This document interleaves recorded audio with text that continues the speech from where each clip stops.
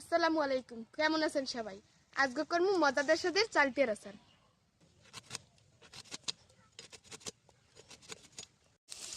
হ্যাঁ, এর মধ্যে দুধ কাটতে না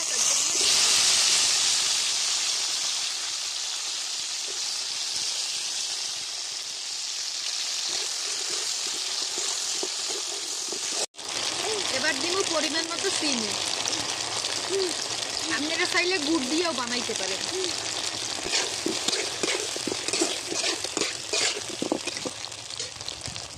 দিয়ে দিলাম স্বাদ মতো নুন,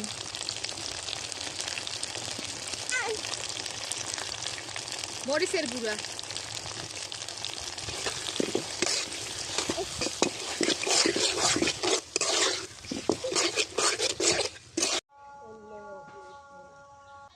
তৈরি হয়ে গেছে মগো চালতের আচার। মগো নিচে গো গাছের চালতে।